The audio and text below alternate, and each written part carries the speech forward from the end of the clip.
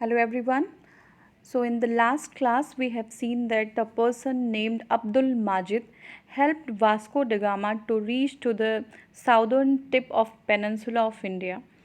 तो जो पेनन्सुला होता है दैट इज़ मालाबार कोस्ट और वहाँ पे एक जगह होती है कैलिकट नाम की। वहाँ पे जो है Vasco da Gama Abdul Majid की मदद से उनके सहयोग से पहुँच जाते हैं। और वहाँ के जो रूलर थे, जो राजा थे, वो ज़मोरिन थे। तो कैलिकट के जो किंग थे वो ज़मोरिन थे। ज़मोरिन ने बहुत ही अच्छे से स्वागत किया वास्को ड गामा का। और उसके बाद फिर स्वागत होने के बाद वास्को ड गामा वहाँ पे जाते हैं और देखते हैं कि जो इंडियन ओशन है वहाँ पे बहुत सारे पार्टिसिपेंट्स ऑलरेडी हैं जो ट्रेड कर रहे होते हैं, ठीक है। लेकिन सबका एक नियम होता है, निर्धारित होता है, वो नियमतः काम करते हैं, वो रूल्स और रेगुलेशंस जो होते हैं उनको फॉलो करते हुए अपने ट्रेड को परफॉर्म करते हैं।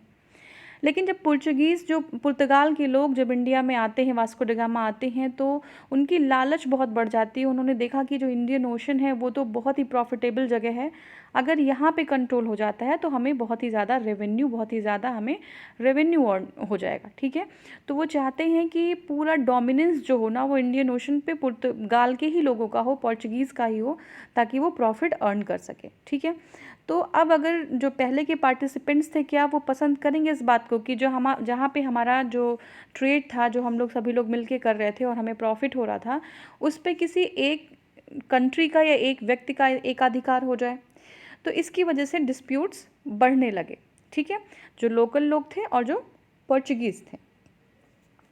तो लास्ट क्लास में हमने देखा था ये जो हमारे वास्को ड गामा का जो आगमन था इंडिया में, और उसके बाद अब जो हमारा ये क्लास है उसमें हम डिस्कस करेंगे कि जो कुछ गवर्नर्स होते हैं, जो वहाँ के किंग जो होते हैं, पुर्तगाल के जो किंग्स होते हैं, वो जो है इंडिया में कुछ गवर्नर को भेजते हैं और वो कितने समय के लिए आते हैं, उनका क्या काम है, वो सारी चीज़ों को हम यहाँ पर डिस्कस करेंगे।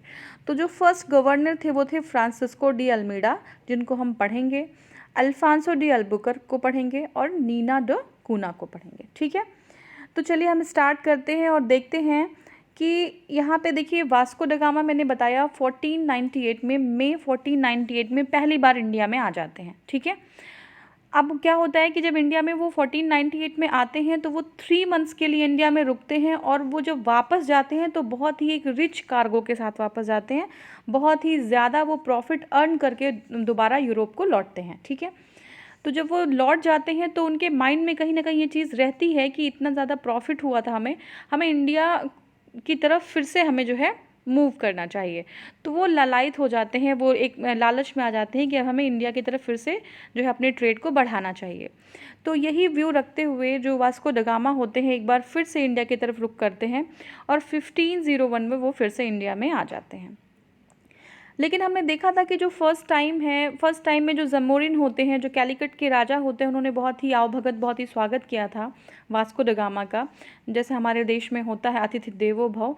तो उनको अतिथि मान के उनकी जो है बहुत ही जो है आवभगत की गई थी। लेकिन इस बार क्या होता है कि ज़मोरिन ये सोचते हैं कि अब जो है हम वास्को ड गामा या जो पुर्तगाल के लोग हैं उनको एक्सक्लूड कर देंगे, उनसे हम ज़्यादा जो है मेल मिलाप नहीं रखेंगे और हम इस बार अरब मर्चेंट्स का फेवर करेंगे, ठीक है। अरब मर्चेंट्स का फेवर क्यों? क्योंकि वो बहुत टाइम से ही वहाँ पर ट्रेड कर रहे थे, वो लोकल लोग थे, तो अरब्स का हेल्प करने के लिए उन्होंने उनके फेवर में बात करने की सोची ज़मोरिन ने, ठीक है। अब देखिए क्या होता है कि वास्को ड गामा जैसे तैसे अपनी कुछ फैक्ट्रीज़, ट्रेडिंग फैक्ट्रीज़ सेटअप करते हैं। और ट्रेडिंग फैक्ट्री क्या होती है? देखिए ट्रेडिंग मतलब होता है व्यापार, और फैक्ट्री जैसी कोई बहुत बड़ी सी फैक्ट्री नहीं हुआ करती थी, बट इनिशियली वो कोई मतलब एक छोटा सा ऐसे ही जो है कोई आप समझ लीजिए इंफ्रास्ट्रक्चर भी वो प्रॉपर नहीं होता था, वो टेंट वगैरह डाल के स्टार्टिंग में वो अपनी ट्रेडिंग वहाँ से शुरू कर देते थे, तो उसी का नाम होता था ट्रेडिंग फैक्ट्री। और जो ट्रेडिंग फैक्ट्री थी उन्होंने कहाँ कहाँ पे इस्टेब्लिश की? वो था कैलिकट, कन्नौर एंड कोचीन, ठीक है। तो बाद में धीरे धीरे जो छोटा सा इस्टेब्लिशमेंट था, जो छोटा सा सेंटर था ट्रेड का, उसको उन्होंने क्या किया? ग्रेजुअली वो फोर्टिफाई करते गए, मतलब धीरे धीरे उसको फोर्टिफाई कर दिया, उसकी किलाबंदी करा दी, ठीक है। तो यहाँ तक क्लियर है। अब देखिए नेक्स्ट जो थे वो फ्रांसिस्को डी अल्मीडा थे, ठीक है। फ्रांसिस्को डी अल्मीडा 1505 में इंडिया में आए और दोबारा जो वास्को डी गामा इंडिया में कब आए थे? वो 1501 में आए थे, ठीक है। वापस चले गए और 3 साल बाद 1505 में फ्रांसिस्को डी अल्मीडा इंडिया में आए, ठीक है। अब फ्रांसिस्को डी अल्मीडा कौन थे? हमने देखा था कि जो वास्को डी गामा थे वो ट्रेड करने के लिए मेनली इंडिया में आए थे, ठीक है। फ्रांसिस्को डी अल्मीडा होते हैं वो ट्रेड करने के लिए नहीं, बल्कि वो गवर्नर के रूप में इंडिया में आते हैं। और उनको भेजता कौन है? अगर वो गवर्नर हैं तो उनको कोई अथॉरिटी है, कहीं से भेजा जा रहा है। तो जो पुर्तगाल के राजा थे उस टाइम, पुर्तगाल के किंग थे, उन्होंने जो है फ्रांसिस्को डी अल्मीडा को गवर्नर नियुक्त किया और 3 साल का जो है उन्हें उनका कार्यकाल था इंडिया में। 3 साल के टाइम पीरियड के लिए वो इंडिया में आए, ठीक है। और हाँ, वो आए भी तो ऐसे नहीं आए, उनके पास जो है अपनी कुछ सेना थी, वो कुछ फोर्सेस लेके आए थे। और क्या उनका मोटो था आने का?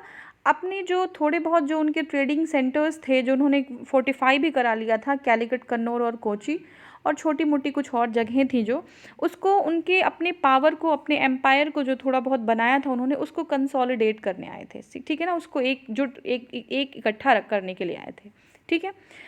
अब क्या था कि उनका एक विज़न था कि जो मुस्लिम ट्रेडर्स हैं उनका जो पूरा ट्रेड डिस्ट्रॉय कर देना है। क्योंकि आप देख रहे हैं कि जब इंडियन ओशन में जो वास्को ड गामा ही थे, उनका जो पूरा मोटो था वो एकाधिकार था इंडियन ओशन पे, पूरी मोनोपोली स्टैब्लिश करना चाहते थे। और जो उनके रास्ते का जो बैरियर था, जो रोड़ा था, वो कौन थे? वो लोकल लोग थे, वो अरब ट्रेडर्स थे, ठीक है। तो वो अरब ट्रेडर्स उनके आंख में पहले से ही खटक रहे थे। और अगर उसके और पहले चले जाएं तो आप ये देखेंगे कि जब रोमन एम्पायर का फॉल हुआ था तो उसके जो गैप को फिल किया था वो अरब लोगों ने ही किया था। तो अरब लोगों ने जो इंडिया और यूरोप का जो ट्रेड होता था, उस ट्रेड को जो है उन्होंने रोक दिया था। और इस वजह से वो, और जो है अरब लोगों से उनकी दुश्मनी बहुत पहले की थी, ठीक है ना। तो वो सारी चीज़ों को लेके वो जो है अरब जो लोग हैं, जो मुस्लिम ट्रेड है, उसको बिल्कुल ही ख़त्म कर देना चाहते थे। अब देखिए इसकी उससे होता क्या है कि जो इजिप्ट के लोग थे, जो इजिप्ट में जो कुछ मुस्लिम लोग थे, उन्होंने कुछ छोटी सी अपनी एक टुकड़ी लेके, एक सेना की टुकड़ी लेके वो अरब सी में जो है कोशिश किया कि जो पोर्चुगीज़ लोग हैं, जो पुर्तगाल से आ रहे हैं लोग, उनको रोक दिया जाए, वो आगे एंटर ना कर पाए, एक कोशिश की गई थी, ठीक है। और देखिए अब इसमें क्या है कि और जो दूसरा विज़न था फ्रांसिस्को डी अल्मीडा का इंडिया आने में, या गवर्नर के रूप में यहाँ आने में, वो था जो चीज़ें हैं वो कंसोलिडेट कैसे करेंगे, अपने एम्पायर को कंसोलिडेट तभी कर पाएंगे जब फोर्टिफाई करा लेंगे, है ना। क्योंकि अगर वो सिर्फ फैक्ट्री बन के एक छोटा सा टेंट में वो रह रहे हैं और उसका बस छोटा सा एक नाम का केंद्र है, तो उससे काम नहीं चलेगा। जब चीज़ें फोर्टिफाई हो जाएंगी तो वो जो है उनके लिए एक सॉलिड जगह बन जाएगी, है ना। तो वो फोर्टिफाई करना चाहते थे, ठीक है। अब देखिए एक बैटल हुआ था 1507 में, बैटल ऑफ ड्यू बोलते हैं, ठीक है ना। तो ड्यू के बैटल में क्या हुआ था कि जो पुर्तगाल के लोग थे वो उनको जो है डिफीट देखना पड़ा, किससे? इजिप्ट के और गुजरात के जो लोग थे, गुजरात के जो नेटिव्स थे और इजिप्ट के कंबाइंड फोर्सेस से जो है पुर्तगाल के लोगों की लड़ाई हुई और पुर्तगाल को हार का सामना करना पड़ा, ठीक है। लेकिन इसी में क्या हुआ था कि जो हमारे पहले जो गवर्नर थे, और आप ध्यान रखिएगा कि फर्स्ट गवर्नर जो फ्रांस से पुर्तगाल से इंडिया में आए थे वो थे फ्रांसिस्को डी अल्मीडा, ठीक है। फ्रांसिस्को डी अल्मीडा कौन थे? पहले गवर्नर थे, ठीक है। 1505 में इंडिया में आए थे। तो मैंने बताया कि जो 1507 में 2 साल बाद ही जो बैटल हुआ था, बैटल ऑफ ड्यू, उसमें जो है पुर्तगाल को हार देखनी पड़ी। और किसने हराया? इजिप्ट और गुजरात के कंबाइंड फोर्स ने, ठीक है ना। जो गुजरात के नेटिव्स थे और इजिप्ट के जो छोटी सी फ्लीट थी, उनकी छोटी सी जो टुकड़ी थी। अब इसमें क्या होता है कि जो अल्मीडा के बेटे होते हैं, उनके पुत्र होते हैं, उनकी मृत्यु हो जाती है इस युद्ध में, ठीक है।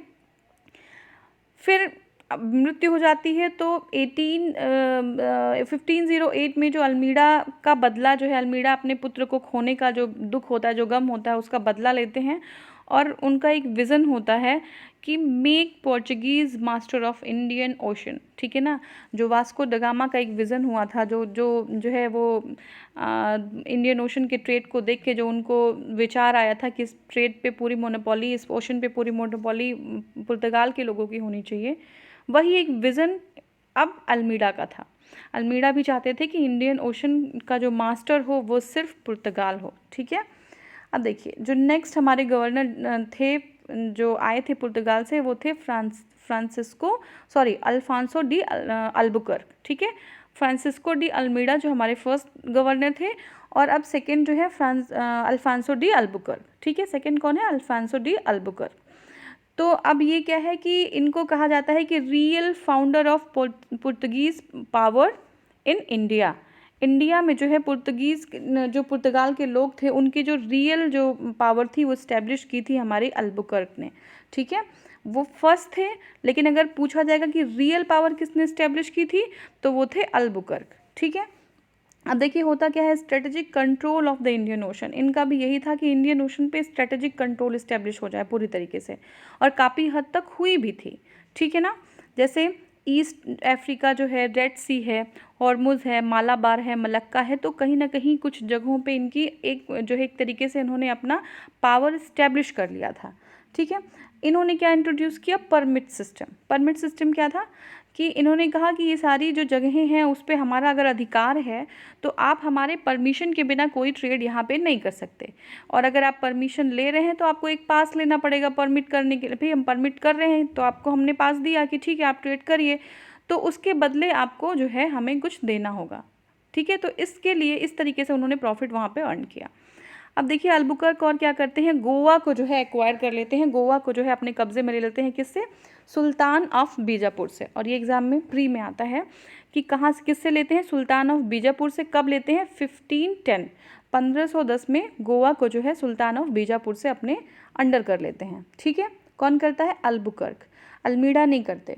फ्रांसिस्को डी अल्मीडा अलग हैं, और अल्फांसो डी अल्बुकर्क जो है वो हमारे रियल जो फाउंडर थे इंडिया में पुर्तगाल के पावर का, वो हमारे होते हैं अल्फांसो डी अल्बुकर्क, ठीक है। तो अल्बुकर्क ने क्या किया है, उन्होंने जो है कंट्रोल कर लिया है गोवा को, कहाँ से, जो हमारे सुल्तान है ऑफ बीजापुर, बीजापुर के सुल्तान से गोवा को अपने छीन लिया है, और वो 1510 में हुआ, ठीक है। एक चीज़ और जो प्रिवेलेंट थी हमारी सोसाइटी में वो थी सती प्रथा, ठीक है ना। सती प्रथा ये था, आप जानते होंगे, अगर नहीं जानते तो एक बार हम थोड़ा सा देख लेते हैं कि अगर किसी के पति की मृत्यु हो जाती है तो पत्नी को भी उसी के साथ चिता पे जो है जलना होता था, तो ये थी सती प्रथा। तो सती प्रथा जो है उनको ख़त्म करने के लिए इन लोगों ने बहुत सारी कोशिश की, एबॉलिश करने की कोशिश की सती प्रथा को, तो इनका एक कॉन्ट्रीब्यूशन था ये। दूसरा क्या था, जो लोकल वाइफ्स को इन्होंने क्या किया, इनकरेज किया। लोकल वाइफ्स मतलब जो हमारी लोकल जो औरतें थी इंडिया की, उनसे जो है जो पुर्तगाल के लोग थे उनसे शादी करने के लिए उनको प्रमोट किया कि आप शादी करिए यहाँ की लोकल, इंडिया की लोकल लोगों से, ठीक है ना, लोकल जो फीमेल हैं उनसे आप जो है शादी करिए। इसका क्या फ़ायदा था, इसका फ़ायदा ये था कि अगर लोकल शादी करते हैं तो क्या होगा, उनकी फैमिली जो है बढ़ेगी, उनका पॉपुलेशन बढ़ेगा, और एक तरीके से इंडिया के कल्चर को वो एक मिक्स हो जाएंगे कल्चर में, समझ रहे हैं, तो उनका एक तरीके से पावर भी बढ़ जाएगा। अब देखिए क्या होता है, जो गोवा जो उन्होंने बीजापुर के सुल्तान से कैप्चर किया था, उनसे ले लिया था, उसमें उन्होंने अपने आप को विलेज के लैंडलॉर्ड के फॉर्म में स्थापित कर दिया, ठीक है। नई नई रोड्स बनाई, वहाँ पे इरिगेशन की जो फैसिलिटीज़ हैं वो प्रोवाइड किया, कुछ नए क्रॉप्स भी इंट्रोड्यूस किया, और एग्ज़ाम में ये सारी चीज़ें आती हैं कि कौन कौन से क्रॉप्स जो है पुर्तगाल के लोगों ने इंडिया में दिया, ठीक है। तो वो था टोबैको, ठीक है, टोबैको जो आज बहुत ही हार्मफुल है, और जो है गवर्नमेंट कोशिश भी करती है इस पे समय समय पे इस पे रोक लगाने के लिए। तो देखिए टोबैको कहाँ से आया है, हमारा पुर्तगाल से, ठीक है। कैश्यू नट, ठीक है, काजू जिसको बोलते हैं, वो भी पुर्तगाल का है। अब जो देखिए बटर प्लांटेशन, ठीक है ना, कोकोनट का जो वो है वो भी जो है पुर्तगाल से आया है, ठीक है। देखिए गोवा की जो सिटी है, अब ये काम जो लैंडलॉर्ड वाला काम था, रोड्स बनाने का, इरिगेशन और बहुत सारे नए क्रॉप्स इंट्रोड्यूस किया इंडिया में, ये सारी चीज़ें उन्होंने गाँवों में की। लेकिन शहर में क्या किया उन्होंने कि वो अपने आप को आर्टिशियंस के फॉर्म में, मेजर क्राफ्ट्समैन के फॉर्म में और ट्रेडर्स की तरह से इस्टेब्लिश कर लिया उन लोगों ने, ठीक है।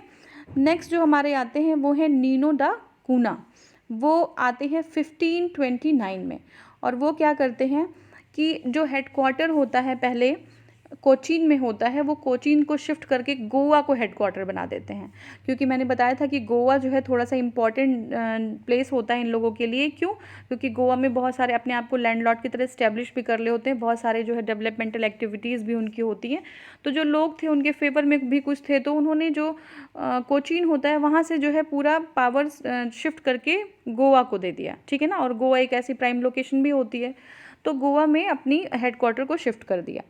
अब जो देखिए killed ruler of Gujarat Bahadur Shah, दूसरा काम क्या किया है कि बहादुर शाह के जो उस टाइम के जो राजा थे उनको इन्होंने मार दिया, ठीक है ना। सीडेड आइलैंड ऑफ बसीन प्रॉमिस्ड बेस इन दियो, ठीक है ना। क्या हुआ कि जब बहादुर शाह को उन्होंने किल कर दिया, मार दिया, तो उन्होंने आइलैंड जो होता है बसीन का, उसको जो है क्या कर लिया, सीड कर दिया, ठीक है ना। अब देखिए दूसरा क्या है, attempted to increase Portuguese influence in Bengal. Bengal में भी अब देखिए इधर की साउदर्न टिप पे सारी चीज़ें हो रही, साउदर्न कोस्ट पे सारी चीज़ें हो रही हैं, और कोशिश करते हैं, बसीन को सीज़ कर लेते हैं, दीव और वहाँ पे बेस बनाने की कोशिश करते हैं ये लोग। साथ में ये देखते हैं कि जो बंगाल है, जो हुगली की जो जगह है, वहाँ पे भी अपने अपने जो है पावर को बढ़ाने की कोशिश करते हैं, उसको एक्सपेंड करने की कोशिश करते हैं। और क्या होता है, सेटल्ड जो हो जाते हैं कहाँ पे, हुगली के पास, ठीक है ना, हुगली के पास ये लोग कुछ लोग जाके सेटल हो जाते हैं, ठीक है। तो ये हमारा, अब देखिए फेवरेबल कंडीशंस क्या थी, पुर्तगाल के लोग थे वो इंडिया में आखिर में क्या कंडीशन थी ऐसी कि क्यों इस्टेब्लिश हो पाए। भाई किसी के घर में कोई आएगा, ठीक है, आके जो है रह जा रहा है, और रहने के बाद फिर उसकी सारी चीज़ें वो अपने अधिकार में कर ले रहा है, तो कोई ना कोई ऐसी चीज़ होगी जो उस चीज़ को दावत दे रही है कि वो आ जाए किसी के घर में। भाई कोई एंट्री तो ऐसे नहीं करता। तो आखिर में क्या वो चीज़ें थी, क्या वो कंडीशंस थे कि वो पुर्तगाल के लोग इंडिया में अपने आप को इस्टेब्लिश कर लेते हैं। जो पहला था वो था जो नॉर्दर्न पार्ट था हमारा, जो उत्तरी जो हिस्सा था हमारे भारत का, वो बहुत सारे स्मॉलर जो पावर्स थे उनके बीच में डिवाइड था, मतलब कोई यूनिटी जैसी चीज़ नहीं थी, ठीक है। बहुत सारे राजा आपस में अलग अलग सब अपना राज कर रहे थे। डेक्कन में जो बहमनी किंगडम था, ठीक है ना, बहमनी किंगडम के बारे में हम लोग देखेंगे दूसरे कोर्स में। तो जो बहमनी किंगडम था डेक्कन में, वो क्या था, वो टूट रहा था, ठीक है ना, वो ब्रेक हो रहा था। दूसरी बात क्या हुई कि जो फॉर ईस्ट की बात देखें अगर, तो हम देखते हैं कि चाइनीज़ वगैरह, जो चाइना का जो एरिया था, वहाँ के जो नेबरिंग और एरियाज़ थे, वहाँ पे भी जो नेविगेशनल सिस्टम था, या जो आपकी क्या कहते हैं इसको, जो नाव वगैरह बनाने की जो तकनीकी थी वो उतनी अच्छी नहीं थी विकसित। तो इनके लिए एक बहुत ही जो है सुटेबल टाइम भी था, और ऐसा एटमॉस्फेयर भी था कि उनको कोई रिस्ट्रिक्ट करने वाला नहीं था, कोई रोकने वाला नहीं था, और ये सारी चीज़ें अपनी एक्सपेंड करते गए और इंडिया में जो है अपने आप को इस्टेब्लिश करने की कोशिश करती, ठीक है।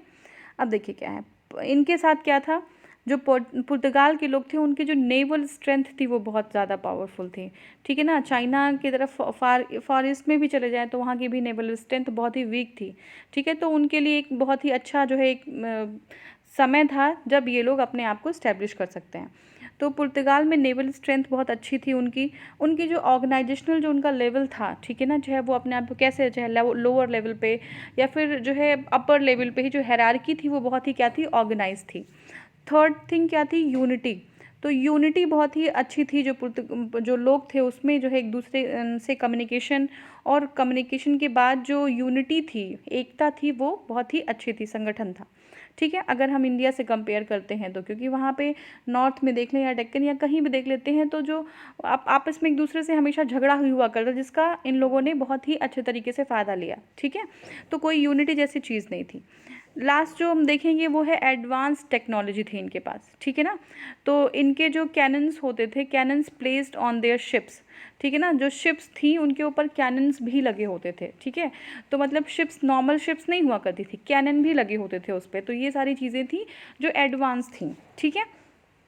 अब देखिए जो पुर्तगाल के जो स्टेट थे, तो इसमें हम देखेंगे कि इस जो पुर्तगाल स्टेट है वो अपनी कंपनी इस्टेब्लिश करता है स्टाडो डा इंडिया के नाम से, और हो सकता है मैं प्रोनाउंसिएशन बहुत सही से ना कर पा रही हूँ, तो अब इसको उस लैंग्वेज में क्या बोलेंगे, स्टाडो डा इंडिया, इसके नाम से अपनी एक कंपनी को इस्टेब्लिश किया जाता है पुर्तगीज़ के द्वारा, और वो ऑक्यूपाई कर लेते हैं गोवा को। जो वेस्टर्न कोस्ट होता है वहाँ पे मुंबई, दमन एंड दीव टू गुजरात, मतलब वेस्टर्न कोस्ट में मुंबई से लेके दमन एंड दीव और गुजरात तक उनका जो है जो आपका एरिया होता है वो स्प्रेड कर लेते हैं। उनकी छोटी छोटी कोठियाँ जो फोर्ट्स होते हैं वो इस्टेब्लिश कर लेते हैं, ठीक है ना। साउथ में क्या होता है, मैंगलोर, कन्नौर, कोचिन और कैलीकट, यहाँ पे भी इनका बेस बना हुआ होता है, इन्होंने अपना बेस इस्टेब्लिश कर लेते हैं ये।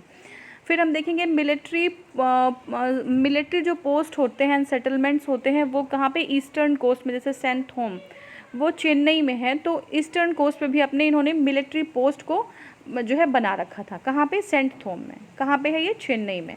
तो एग्ज़ाम में आएगा कि सेंट थोम, ये अगर आपको जो है लगाने के लिए आ गया या फिर आपको करेक्ट या जो है वो निकालने के लिए कौन सा करेक्ट है कौन सा इनकरेक्ट है, तो 2-3 जगह ऐसे दे देता है। तो जो सेंट थोम है वो कहाँ पे? चेन्नई में है, ठीक है। और नागापट्टनम कहाँ पे? आंध्र प्रदेश में। तो यहाँ पे सेंट थोम और नागपट्टनम में इन्होंने अपनी जो मिलिट्री पोस्ट थी वो बना रखी थी, ठीक है ना। अब देखिए क्या रोल क्या था इनको प्ले करने का। इंडिया में ट्रेड तो कर ही रहे थे, लेकिन धीरे धीरे इन्होंने जो पॉलिटिक्स है, अंदर की पॉलिटिक्स है, उसमें इंटरफेयर करना स्टार्ट कर दिया था। और वो कैसे कर दिया था? क्योंकि मैंने आपको बताया था कि जो जगहें वो इस्टेब्लिश करते थे, जैसे गोवा है, गोवा को एक्वायर कर लिया, तो एक्वायर करने के बाद वहाँ के वो लैंडलॉर्ड अपने आप को इस्टेब्लिश कर लिया था, ठीक है।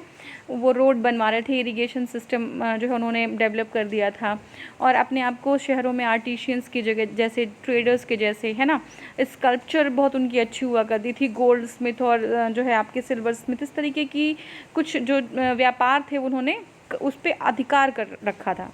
तो एक तरीके से क्या था कि वो थोड़ा बहुत पावरफुल भी हो गए थे। और जो हमारे लोकल जो लोग थे, जो राजा थे, जैसे गोवा हो गया, दक्कन के सुल्तान हो गए, या फिर अगर आप देखेंगे जो विजयनगर है और दक्कन के सुल्तान के बीच में कोई डिस्प्यूट हो रहा है तो उसमें वो इंटरफेयर कर रहे हैं, वो उसमें किसी का साथ दे रहे हैं, और साथ देने के बदले वो अपना फ़ायदा उसमें लेते थे, ठीक है। दूसरा है डेक्कन्स और मुगल्स के बीच भी जब भी कोई जो है एक दूसरे के अगर बीच में भेदभाव हुआ हो या कोई ऐसी वार जैसी सिचुएशन आई हो, तो उसको भी जो है उन्होंने उसमें भी इंटरफेयर किया। मुग़ल और मराठास के बीच में भी इन लोगों ने इंटरफेयर किया। तो ऐसे ही दो गुटों के बीच में इंटरफेयर करके वो अपना फ़ायदा निकाल रहे थे, ठीक है। तो यहाँ तक हमने देखा। अब नेक्स्ट क्लास में हम नेक्स्ट वीडियो में और आगे की चीज़ें डिस्कस करेंगे। Thank you so much for watching. अगर आपको ये जो वीडियो है, ये सारे कॉन्सेप्ट आपको क्लियर हो रहे हैं, तो आप इस चैनल को आप सब्सक्राइब कर सकते हैं, साथ में सब्सक्रिप्शन के साथ आप इसको लाइक भी कर सकते हैं। अगर कोई कमेंट आपको इसमें लगता है कि मुझे कुछ चीज़ें पॉजिटिव जो है और करनी चाहिए इसमें, या फिर कुछ चीज़ें जो इम्प्रूव करने की ज़रूरत है, तो आप कमेंट सेक्शन में कमेंट भी कर सकते हैं। तो please do like, share and subscribe. Thank you so much for watching. Thank you.